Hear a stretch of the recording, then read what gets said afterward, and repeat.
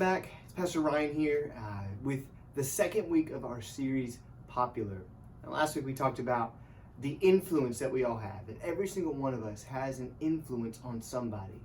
And that influence, whether it be to millions of people or just a few people, it matters. And that we can do big things if we take what God has given us and use it for Him. Now, today as we go into week 2, I want to just reiterate that point, that you have influence. I want you to get that thought in your mind that you have influence and impact on other people. And when you have influence on somebody, that means that you have the potential to change something about them, that you can impact them in a way that it changes how they think, or it even changes how they live their lives. Maybe you can think of somebody that's impacted your life, somebody that is had an influence on what you do every single day, or something that's changed since they've been a part of your life. And when we hear this word influence, it's not always something that we think is a positive thing. There are plenty of instances where when we hear this word influence, it brings up a negative connotation.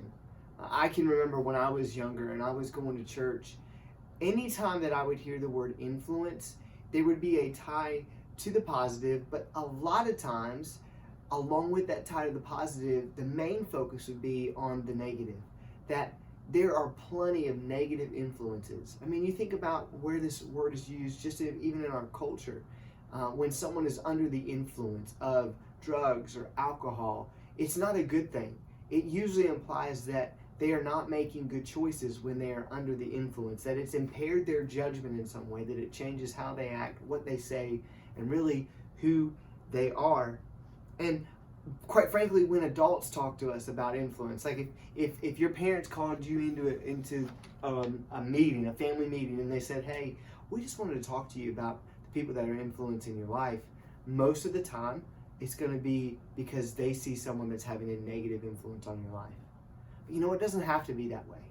It doesn't always have to be that there's negative influences on your life. I wish that when parents would call you in and say, hey, I just want to talk to you about the people that are influencing your life, they would be like, you've chosen some really great people. And I get why it's like that. I understand that a lot of times we don't talk about things unless we see them as being destructive. We aren't the best at really encouraging and noticing good things, because we don't really notice things unless there's some sort of disruption in our lives. And I know that most of you have probably been told not to influence others in a negative way. I know that I remember as a kid being told, hey, don't influence somebody to do something bad just because you do it. You know, don't bring someone else down that path that you're choosing. And a lot of it goes to who we spend our time with. I know that there are plenty of great people in your life, but most likely there's a few people that they don't exactly line up with what you believe or how you should act all the time. And it's hard. Speaking for your parents, it's hard when they have to watch from a distance and you're starting to make choices on your own, and they have to trust you. And that's hard because they want the best for you. They talk about the people that are influencing us because they want you to find the best influences and really let them be the ones that impact and guide and mold you, especially at this age. And sometimes the thought of being a good influence for us, it feels like a lot of responsibility.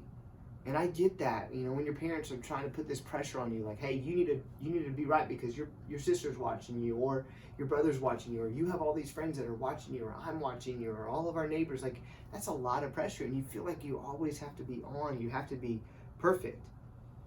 And can we be real? Like, sometimes the good influences aren't always fun. Like, I think I'm a fun guy, but I know that probably when I was in high school, I would have been that guy that was talking about how we shouldn't do this and we shouldn't do that, kind of like a buzzkill or a kill the party, right? And I get that. But I want you to think beyond just right now, because I've said this a lot and I'll continue to say this, and you'll hear me say this quite a bit, that The choices you make today will impact your future. You may not think it. You may not even see it for a few years, for 10 years. But the decisions that you make right now, well, quite frankly, they matter. And I want to share with you a story from the book of Acts. This is a book in the Bible that talks about what happens right after Jesus dies, and at the beginning we see him actually ascend into heaven, and now it's the very beginning of the church, the early church. It's the very start of what we know as Christianity, really. And there was a group of people who led this start of the church. And there's one guy named Peter. And you've probably heard of Peter before. Peter was actually one of the disciples, one of Jesus' closest disciples. And before Jesus died, he said, "This is the man that I'm going to build my church upon." And so Peter was the leader. He was the guy. He was the one that was going to start this church when Jesus left. And he knew that Peter had an ability to influence others. It wasn't about just his behaviors and his choices, but it was God really working in him. And they used, in those days, their abilities to influence a lot of people for God. I want to read to you from Acts. I'm going to start actually in chapter 2, and I'm going to read a few verses. And I want you to listen to what this kind of look like for them, and maybe how it impacts and influences our lives today. So Acts chapter 2, verses 42 through 47, it says, "All the believers devoted themselves to the apostles' teaching, and to fellowship, and to sharing in meals, including the Lord's Supper, which is communion, and to prayer. A deep sense of awe came over them all, and the apostles performed many miraculous signs and wonders. And all the believers met together in one place, and shared everything they had. They sold their property and possessions, and shared the money with those in need.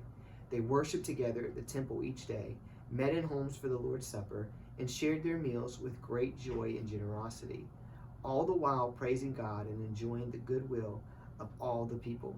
And each day the Lord added to their fellowship those who were being saved." All right, so our main point today is this. It's that doing big things starts with doing small steps. Starts with taking small steps. If you want to do big things, just start with small steps. You know, the fact of the matter is, they had to do some things early on in the church to get them to where they could grow and they could reach a lot more people. And so they started very basic. They started very small in just a very tight community. And they started to teach one another in homes. They started to share meals together. They started, and it grew, but it started with small steps. And I want you to know that every day you can take small steps that will bring you closer to God and realizing the influence and impact that you can have if you have Him as a part of your life. It doesn't have to be this massive, all of a sudden, overnight, thousands of people are following you. It can be day by day. Maybe one person here, another person here. You take these small steps. Maybe it's a small step of, you know what, I read my Bible like once a week. I'm going to do it twice a week next week. Or I'm gonna start to pray before meals. Or I'm going to take this step and I'm going to show that I'm trying to take these small steps so that God can do some really big things in my life. And the more steps we take toward being a positive influence, the more impact that you're going to make over time. Listen, I know sometimes it feels like you have to do all of these things right in order to be a Christian or to have the right influence. And I don't want to overwhelm you with that. The only reason that I'm even sharing this message with you today is because I want you to have the best life possible. I want you to enjoy life to its fullest. And I have seen so many people that have made small choices and hung out with the wrong people, and it's taken them down a path that they look back on and they regret. And if they just made small choices along the way, they could have had a lot different outcome and probably a lot bigger influence and positive influence on other people. Now, I know I've been doing this long enough that I've gotten to see how over time, even you all can influence and impact one another.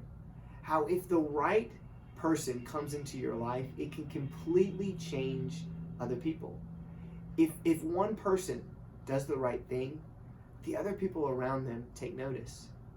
And I've also noticed that when somebody in our group or somebody in your friend group maybe makes some poor choices, it's easy for others to follow them and to do the same.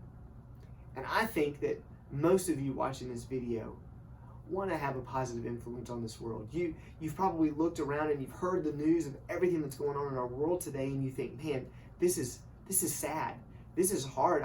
I don't want the world to be like this.